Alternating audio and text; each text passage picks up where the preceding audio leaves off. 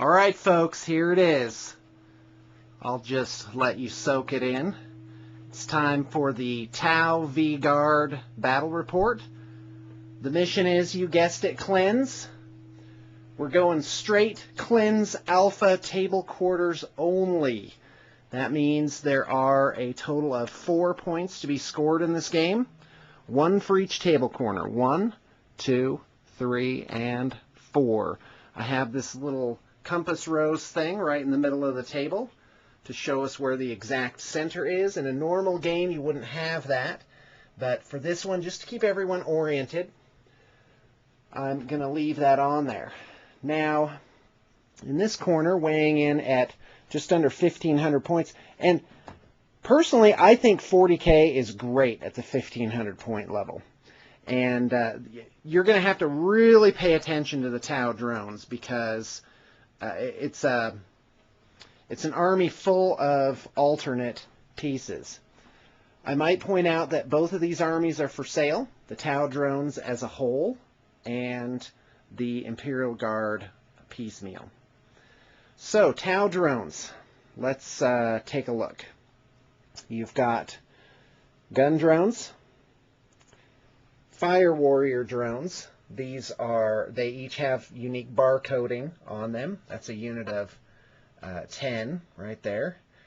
And they have the correct weaponry, so that's how you can tell the fire warrior drones. They have that larger pulse rifle sticking out. Stealth suits, or as I call them, stealth drones. 2 units of those, each with 3 stealth suits and 3 gun drones. Hammerhead drone, that's pretty straightforward. Here's another unit of fire warriors. 3rd unit of fire warriors. This is a Shas-O, a commander in a battle suit. I just have him kind of hanging out there by himself. Another unit of gun drones. Broadsides with shield drones. By the way, I had to reduce them to 3. I only had 6 total for the 2 units. As you may have noticed in the Army list, the original one had 4 shield drones per broadside unit, and that's been dropped to 3. So you have these guys with a rather commanding view of the battlefield. Let's take a look. Like so. And then this is a sensor tower, which is basically like a marker light. I haven't checked the range on that. I think it's 36 or 48. I will tell you a little later how that's going to work. So that's disposition of forces for the Tau. Let's just go over that one more time.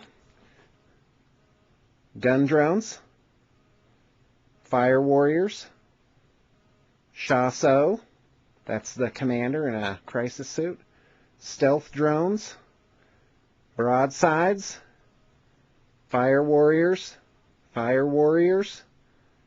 hammerhead, stealth suits, broadsides, sensor tower, and gun drones. Now, in the cleanse mission, I'm a huge fan of this strategy. Pick a couple of units, preferably small, fast units like these gun drones, and mark them for the mission of do not get killed. Be a scoring unit at the end of the game. That's it. They're not going to get in. They're not trying to shoot things up. They can get a few pot shots, great, but otherwise, just hang out and don't get yourself killed. Now let's take a look at Imperial Guard. I took the Grenadiers doctrine, which allows you to take up to 3 units of stormtroopers, and here there's 1 with 2 plasma guns. I just jimmy-rigged these tripod things. I like how they turned out. They were made from common household materials, and I like that a lot. You got a Vanquisher, a Hellhammer variant of the Bane Blade. This is the command unit with First Lieutenant Leroy Jenkins, who was promoted from last game. And we have a Lehman Russ battle tank, pretty much standard. Another unit of stormtroopers, a 3rd unit of stormtroopers, las cannon team, and a Tarantula with twin-linked las cannons. So, just a note on stormtroopers. I think stormtroopers are awesome. They're 10 points as opposed to 6. You get more special weapons with them. By the way, these aren't the right models. I'm sure you're aware of that right now. I'm using them because that's what I got. After putting this army together, I decided that I would really rather have stormtroopers, but I have yet to buy and paint the models. Anyway, stormtroopers get +1 ballistic skill. They're ballistic skill 4. Their las guns have AP 5 as opposed to AP nothing. And they're called Hell guns, by the way. And they get +1 leadership, and they get +1 to their armor save over a regular guardsman. So a lot of improvements. You have to buy and paint less models. I'd say once you factor in the labor, it really the plastics and 1 or 2 piece pewter figures tend to be evenly matched. That's just my opinion. Now, let's talk about the terrain in this game. It's very important to talk to your opponent beforehand. And here's how we're going to run it. These count as hills, these low terrain things. They're level 1. So, like, for example, this hammerhead cannot be shot at by any of these tanks the first turn because it is behind what is considered to be a hill. Now, this tank here is technically on top of the hill.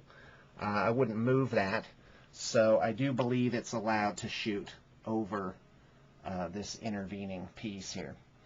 So difficult terrain, 5+ cover, and counts as a hill. So you just have to imagine this whole thing is like a mound. These things here, if you get a difficult terrain test of 5+, you can hop up a level, even though obviously it's more than 5 inches. It makes it more usable. It makes it exciting to play. Allows some guys to actually get some vantage points here. And it's assumed that you can shoot through them if there's like a window or something that, you know, they can see through conceivably. So in a way, we're playing terrain that's sort of abstracted as opposed to old school where it was what you see is what you get. I'm really a fan of that, actually. So you've managed to listen to me ramble on for 7.5 minutes so far. And for that, you deserve a prize. So there's your disposition of forces. Now I'm going to let you pick which force you want to play. Back in the day, it used to be one person, a common way to set up terrain, be one person sets up the terrain and the other person picks sides. That way, of course, you would do it fairly. The old thing of cut the cake, one person cuts the cake and the other person gets first pick on which half he or she wants. So that's what we're going to do. This is how I set it up. It was as fairly and as intelligently as I could possibly do it. So the question is, okay, by the way, you're about to see my ugly mug. I've had one of those days. You need to pick. Which do you want? Do you want to play Tau or do you want to play Imperial Guard? And you'd better look up your rules. So I'm excited. It's late Friday night. You wouldn't believe how much effort went into to setting this up. So I hope you enjoy it. I hope to do a few turns on Saturday.